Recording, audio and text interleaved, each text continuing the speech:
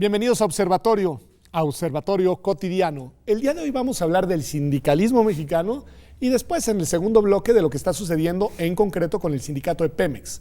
Me parece un tema importantísimo, Alfredo, porque pues han pasado varias cosas. Aquí las hemos analizado. Una reforma constitucional muy prometedora en su momento, una iniciativa que parecía muy regresiva al final del sexenio pasado, al final una reforma parcial, aquí me lo han dicho tú y Mauricio Padrón, que no atendió todos los aspectos que debió de haber atendido, pero bueno, se dio una reforma legal no necesariamente regresiva, aunque sí limitada, y todavía no se da la transformación institucional que todas y todos están esperando. ¿Qué nos puedes decir de qué está pasando en el mundo del trabajo, pensando sobre todo en la dimensión de los derechos laborales y del sindicalismo en México? Bueno, muy bien, Pedro. Gracias por la invitación en primer lugar. Mira, el tema sindical en el país es bastante particular, porque podríamos hablar de dos espacios, ¿no? Por un lado, desde 1917 tú tienes la idea de consolidar el sindicalismo en México, la contratación colectiva, la libertad sindical, formalmente, que es quizás lo que nos está sucediendo justo 100 años después. Pero en la práctica lo que tú generaste fue un sindicalismo pues de toque corporativo, porque el sindicalismo nació pegado a los gobiernos, ¿no? En este caso a los gobiernos revolucionarios.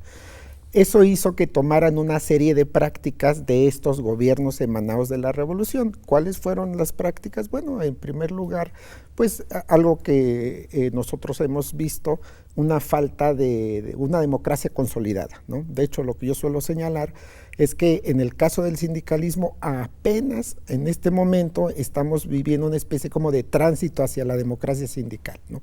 Lo que sí se dio en el país a nivel general, o al menos a nivel federal, quizás en los sindicatos también, ¿no? En varios estados, sí, pero quizás en los sindicatos sigue siendo una deuda pendiente, ¿no? Ok, una deuda pendiente que no es menor, ¿no? No es nada menor porque tiene que ver con muchas cosas. Tiene que ver con la representatividad de los trabajadores, tiene que ver con la transparencia, tiene que ver con la rendición de cuentas, tiene que ver con la democracia sindical y tiene en general un costo muy grandote, porque si formalmente los sindicatos o jurídicamente los sindicatos están, digamos, con un marco jurídico que habla de su importancia para mejorar las condiciones de los trabajadores, realmente lo que vemos pues es un sindicalismo pequeño. 10% de la población económicamente activa está sindicalizada y de ese 10% muchos dicen que no son sindicatos auténticos, ¿no? Y eso genera evidentemente un desánimo, una falta de atracción e incluso ver a algunas organizaciones sindicales como sinónimo de corrupción. Ahora, si te entiendo bien, entonces lo que tendríamos que hacer es ampliar la sindicalización de los trabajadores a un mayor número de trabajadores y democratizar la vida al interior de los sindicatos. Efectivamente, ahí hay un pendiente histórico que tiene que ver con que la democracia aterrice dentro de las organizaciones de trabajadores. De las, ¿no?, que ya hay y eventualmente de las que se fueran creando. Efectivamente, mira, te doy un ejemplo. Por ejemplo, en materia electoral, tú partes de la idea que el voto es libre, directo y secreto. Bueno, pues eso no sucedió en la vida de los sindicatos. Sí. Hasta hace unos años que hubo una resolución importante de la Corte diciendo que los votos en los recuentos tenían que ser libres, directos y secretos. Si no eran absolutamente cupulares. A mano alzada, por ejemplo, ¿no? Okay. Que daba origen a cierta manipulación. Ok, me parece muy importante, digamos, esa dimensión. ¿Quién es, porque digamos el auditorio y yo no somos expertos, quiénes son las instancias, las autoridades que deberían de fomentar este proceso de ampliación de la sindicalización y de democratización de los sindicatos? Bueno, la pregunta es interesante porque en realidad digamos que hay dos modelos de relaciones laborales, cuando son los actores quienes lo fomentan y cuando son las autoridades que lo fomentan. En el caso de México hemos visto, o así está el diseño legal, que es la autoridad quien se encarga de fomentar la libertad sindical, la democracia sindical, que a lo largo del tiempo no necesariamente así ha ocurrido, porque lo que yo suelo decir es que en materia de derecho al trabajo, de relaciones laborales, siempre han habido muy buenas intenciones del Estado, pero malos resultados, porque ese fomento se convirtió en control sindical. Muy interesante. Es decir, al final lo que parecía ser el impulso terminó siendo la cooptación. Efectivamente. Me parece muy relevante. Hay un tema que creo que está ahí gravitando todo el tiempo en el mundo del trabajo que tiene que ver con los conflictos laborales. Siempre, digamos, es un tema muy importante. Y si entendí bien la reforma desde la constitucional y ahora la legal, ahí va a haber un cambio importante y un cambio que desplaza de una instancia a otra la solución de las controversias y que le da un rol inusitado al Poder Judicial de la Federación. Sí, digamos que aquí el punto importante es que la justicia laboral va a transitar al Poder Judicial. Okay. ¿No? Entonces ahí tenemos, yo pienso, cierta garantía de que a nivel federal vamos a tener vamos a tener una mejora a nivel federal y a nivel local, porque hay dos competencias, pero lo que te quiero decir es que a nivel federal vamos a ver una mejora de la impartición de justicia laboral, porque los estándares federales en materia de justicia, el Poder Judicial de la Federación, pues digamos que hace que tengamos una justicia adecuada en términos generales. A nivel estatal van a haber mejorías, pero ahí va a depender mucho de la autonomía de los poderes judiciales estatales, ¿no? Y tú sabes que los grados son diversos, claro, ¿no? Igual como la democracia es diversa en los estados, también la independencia del Poder Judicial es variable, ¿no? Ahora, por otro lado, también es parte de estas buenas intenciones del Estado, es que en materia de registro sindical, en materia de legitimación de contratos colectivos, creas un órgano administrativo. Entonces, de alguna manera, y que va a emitir resoluciones sobre si un sindicato es legítimo, si un contrato colectivo. Eso no va a ser el Poder Judicial, va a ser una instancia. Eso va a ser una instancia administrativa. ¿Dependiente del gobierno? Dependiente del Poder Ejecutivo. Okay. Entonces, ahí hay que tener mucho cuidado, porque paradójicamente vas a generar una justicia administrativa laboral. Okay. ¿No? Y otra vez estamos en paralelo para ciertos temas jurisdiccional, ¿no? laboral. Efectivamente, para ciertos temas como registro de contrato colectivo, para legitimación de un contrato colectivo, para reconocimiento de un sindicato. Y el centro, si lo vemos desde una perspectiva crítica, tiene esos elementos quizás de dependencia. ¿Por qué? Porque nace como un organismo descentralizado, pero sectorizado a la Secretaría del Trabajo. Eso sí se lo vas a tener que explicar al público. ¿Qué quiere decir descentralizado, sectorizado? Un organismo descentralizado es aquel que tiene autonomía técnica y administrativa. Okay. ¿No? Digamos, la universidad. Okay. La universidad no es un organismo sectorizado y eso, digamos, que fortalece su autonomía, ¿no? Okay. Cuando uno se crea un organismo descentralizado, sectorizado, es que tiene cierta pertenencia se administra de manera autónoma, pero depende de la Secretaría, en este caso del Trabajo. Entonces, en este organismo federal que se crea, que se llama el Centro Federal de Conciliación y Registro Laboral, es descentralizado, digamos, autónomo, pero sectorizado, es decir, con un lazo con la Secretaría del Trabajo. Okay. 2, quien preside el organismo es la Secretaría del Trabajo. La titular de la Secretaría del Trabajo, efectivamente. Okay. En tercer lugar, si tú ves la junta de gobierno del organismo, pues te vas a dar cuenta que el 80% son secretarios de Estado. Entonces, ahí pareciera, otra vez, con otra palabra de abogados, un organismo centralizado o sectorizado a la Secretaría del Trabajo. Entonces, esa autonomía no la ves tanta. No está tan clara. Cuando ves que prácticamente toda la administración pública está dentro de la Junta de Gobierno. Y luego, por otro lado, al presidente del organismo lo va a nombrar el presidente de la República. ¿Por qué lo va a nombrar? Porque él propone una terna. Entonces, finalmente, los 3 nombres que él proponga al Senado, va a resultar uno de ellos, pues el presidente de este organismo es centralizado. En caso de que el Senado no se ponga de acuerdo, entonces el presidente va a decidir quién va a presidir el organismo. Esa vieja fórmula que también está para la Suprema Corte de Justicia. Pero entonces tiene muchos elementos que lo ligan al Poder Ejecutivo y que le van a restar autonomía, sin duda. Lo cual, dices, bueno, una perspectiva crítica, esa sería tu punto de vista. Efectivamente. Tu objeción, digamos. Sí, sería lo que yo no veo adecuado, porque podríamos partir de la idea de que la actual administración va a permitir su autonomía, va a permitir su libre funcionamiento, pero quizás la actual administración, el modelo como está diseñado, es para que siga pues siendo objeto de control por parte del Poder Ejecutivo Federal.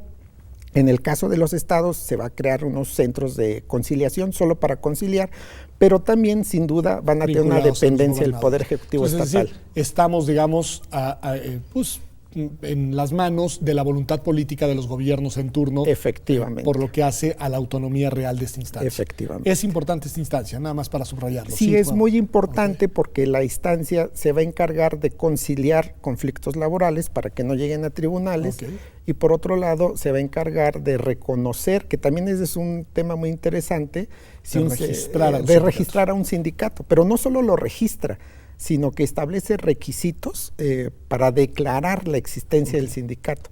Ese también es una crítica importante porque antes criticábamos a la Secretaría del Trabajo que no solo registraba, sino su declaración era constitutiva, es decir, le daba origen al sindicato. Ajá. Ahora el organismo formal y realmente lo hace. No solo te registro, sino te digo. Te digo que existes. Que existes. Le doy el palomazo a tu existencia. Efectivamente. Puedo resumir diciendo, sí tenemos unas piezas legislativas nuevas, pero que todavía hace falta implementarlas. Nos hace falta ampliar el número de trabajadores sindicalizados en el país, democratizar los sindicatos existentes e implementar este nuevo esquema en el que, por un lado, la justicia laboral se va al Poder Judicial de la Federación, que ahí supone un gran reto para el Poder Judicial de la Federación, pero también la creación y el buen funcionamiento de una instancia de naturaleza administrativa que, si bien está descentralizada, está sectorizada en la Secretaría de Trabajo y que tiene funciones muy importantes como registrar y dar existencia a los sindicatos y también dirimir algunos conflictos antes de que vayan a tribunales. Efectivamente. Muy bien, pasé el examen, espero que el público también lo haya hecho. Y el peligro del posible control que puede haber ahí, ¿no? El control político. Es decir, por la manera en la que está diseñada esta instancia administrativa, se corre el riesgo de que no solamente dependa administrativamente, sino políticamente de parte de los gobiernos. Que sea una mala copia de las juntas de conciliación y arbitraje, ¿no? Okay, Además, Pedro, hay que decir que este organismo que se crea no es original, es una copia de la Comisión Nacional de Relaciones Laborales de Estados Unidos. Lo que hace ese organismo, la National Labor Relations Board, es exactamente lo que va a hacer el organismo mexicano. Pues está buenísimo. Me parece un panorama, la verdad, muy sucinto, muy concreto, pero también muy claro de cómo estamos. Y de muchos retos, ¿no? Pues me parece estupendo. Vamos a un corte, si te parece, Alfredo, y regresamos. Y te voy a preguntar en concreto algo que ha dado la nota en estas semanas en el mundo de la discusión laboral en México. ¿Qué está sucediendo con el sindicato de Pemex? ¿Qué implica, qué supone, cómo se explica la renuncia de su dirigente, yo me atrevo a decir histórico, y qué es lo que va a seguir en un sindicato que no es menor para el sindicalismo en nuestro país? Ya volvemos aquí a Observatorio Cotidiano.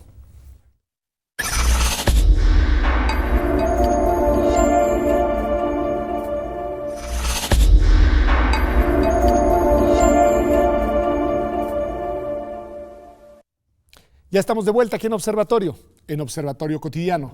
Alfredo Sánchez Castañeda nos ha ayudado en el bloque anterior a revisar cómo está hoy mutando, cambiando el mundo del trabajo, particularmente el mundo del sindicalismo en México y cómo debería de orientarse esa transformación. Pero yo decía al cierre del bloque, y te lo he preguntado a ti, Alfredo, que hay un tema que ocupó la atención pública las semanas pasadas. Aquí lo que pasa es que las noticias se suceden unas a otras y se nos olvida, ¿no? Pero era muy importante lo que ha pasado con el sindicato de Pemex, de Petróleos Mexicanos. Ayúdanos un poco a reconstruir qué pasó y después a interpretar pues cuáles son las implicaciones y las razones de lo sucedido. Bueno, mira, digamos que para explicarlo sencillo, un líder sindical que tiene 25 años dirigiendo el sindicato petrolero decide renunciar a la Secretaría General. Romero de Champs. ¿Por qué decide renunciar? Es la pregunta. Bueno, la posible respuesta es que en este momento tiene 7 averiguaciones previas en la Fiscalía. ¿Por actos de...? Por actos de corrupción, por actos de recursos que no se sabe la procedencia lícita o no de las mismas. De hecho, riqueza inexplicable. Él, su esposa, una de sus hijas tienen las cuentas congeladas. ¿Y eso qué explica? ¿Cuál es, digamos, vamos hacia atrás, ¿no? Una renuncia, 7 averiguaciones previas. ¿Eso por qué? Bueno, en el mundo sindical hay la impresión, no lo puedo afirmar categóricamente porque no lo sabemos, solo un juez, pero hay una impresión, en muchas ocasiones fundada, de enriquecimiento ilícito. Por parte de los líderes. Por parte de los líderes sindicales y particularmente de este sindicato que pues maneja mucho dinero, ¿no? Entonces ahí hay, digamos, una presunción o la idea de un uso indebido de los recursos de los sindicatos. Tú lo sabes, por ejemplo, en la campaña de la Bastida hubo el famoso Pemex Gate. El Pemex Gate, 1.500 millones de pesos que se fueron aparentemente a la campaña de la Bastida. Digo otra vez aparentemente porque... No sabemos dónde acabaron, no salían en efectivo. Efectivamente, y no hubo ninguna resolución judicial al respecto. Un sindicato en donde los líderes, que también esto es bien importante, hay que separar los trabajadores de Pemex y el actuar de los líderes sindicales, ¿no? Claro. Entonces, un sindicato en donde los líderes sindicales pues tienen un comportamiento atípico porque parecerían empresarios, ¿no? Tienen empresas para transportar petróleo, gasolina, tienen empresas que venden petróleo a Estados Unidos. Hay una resolución en Houston, Texas, de una X cantidad de petróleo, de barriles de petróleo que quedó de vender el sindicato de Pemex a una empresa de Estados Unidos, y donde pues hay una condena judicial de más de 420 millones de dólares que tiene que pagar el sindicato, ¿no? Un sindicato que parece ser, otra vez, porque no tenemos tanta certitud, que recibió una comisión por cada contrato de subcontratación que celebraba Pemex. Es decir, dejaba que entraran trabajadores de otro lado, pero el sindicato recibía, digamos, efectivamente. Y por otro lado, si no te quieres ir muy lejos, el tema de las cuotas sindicales, ¿no? O sea, el sindicato de Pemex es un sindicato que se ha opuesto en el Instituto Nacional de Acceso a la Información a pues transparentar el manejo del patrimonio sindical. No están obligados cuando son recursos, que es en lo que ellos se han amparado y la Corte les ha dado la razón. Cuando son las cuotas sindicales, pues no es un recurso público, es un recurso que proviene de los trabajadores. Okay. Sin embargo, en aras a una cultura de transparencia proactiva y de evitar estas posibles insinuaciones o sospechas de manejo irregular, estos sindicatos, a pesar de que no tengan la obligación, tendrían que informarle a la sociedad. Ahí la reforma laboral es muy importante, porque ahora los obliga a informar semestralmente y les obliga a darle información a cada uno de los trabajadores de en qué se gastó el dinero que recibió el sindicato, ya sea cuotas sindicales o recursos públicos, y al trabajador pues cuenta con la opción de acudir a la vía judicial o a este organismo federal, a este centro que acabamos de mencionar, para que le rinda cuentas el sindicato, ¿no? De hecho, el sindicato también tiene la obligación de entregar sus informes financieros a este organismo que se crea.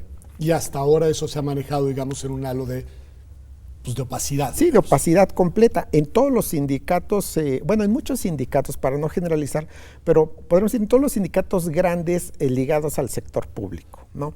Es el caso del sindicato, por ejemplo, de trabajadores de electricistas de la República Mexicana, el sindicato ferrocarrilero, por ejemplo. Yo pensaba en ese también. Entonces son sindicatos que reciben recursos públicos y como antes no había una democracia deliberativa en los sindicatos para decidir qué se hacía con el dinero que se recibía, pues son recursos que desaparecieron, ¿no? Lo mismo puede comentarse con el caso del CENTE, ¿no? De los recursos que recibe, y también de la CENTE, esto es la Coordinadora Nacional de Trabajadores de Educación, también recibe recursos públicos. Y tampoco sabemos bien cómo se gestiona. Y tampoco tenemos claridad, ¿no? Mira, te doy un ejemplo curioso. Por ejemplo, impresionante, la Confederación Revolucionaria de Obreros Mexicanos, entras a la página de internet, ellos son de los pocos sindicatos que señalan el manejo de sus recursos. Y ahí tiene cuánto entró, cuánto se gastó, pero no alcanzas a ver el detalle, ni alcanza a ver justificación. Hay como un acto de fe, ¿no? Gastamos 1 millón de pesos en salarios. Bueno. ¿No? Entonces, pero no hay, digamos, comprobantes. Efectivamente, ¿no? Y además es muy curiosa la página porque, yo diría que la modifiquen, porque hay una parte donde dice, ¿para qué sirven las cuotas sindicales? Tú lees el extracto de información y parece ser que lo copiaron de un sindicato de Costa Rica, porque se citan textuales las siglas del sindicato de Costa Rica, no de la CROC, y se cita el Departamento del Trabajo de Puerto Rico, ¿no? Entonces quiere decir que, ¿para qué sirven las copias sindicales? Pues hicieron un copy-paste de una página de un sindicato de Puerto Rico. Increíble, ¿no? Sí. Ni siquiera se tomaron la molestia de redactar, digamos, la justificación del destino. Y si tú buscas la página de la CTM, bueno, el sindicato petrolero, que pues tiene un manejo importante de recursos, pues no tiene página de internet, ¿no? Por ejemplo. Es increíble. Ahora, políticamente hablando, porque no podemos, digamos, sustraer esa dimensión al análisis, ¿qué significa la renuncia de Romero Deschamps? Pensando, digamos, en tu tema, ¿no? En el mundo del trabajo, en el mundo sindical, pero hay una lectura política ineludible. Mira, una jurídica y política, ¿no? Una jurídica, pensando como sociólogo, es cuando los sociólogos hablan de los efectos inminentes del derecho, ¿no? O sea, no se les ha aplicado la regulación que en la materia, pero la necesidad de ser transparentes, la necesidad de que haya un proceso democrático está orillando a renuncias. Ya eso ya lo sintieron. Efectivamente.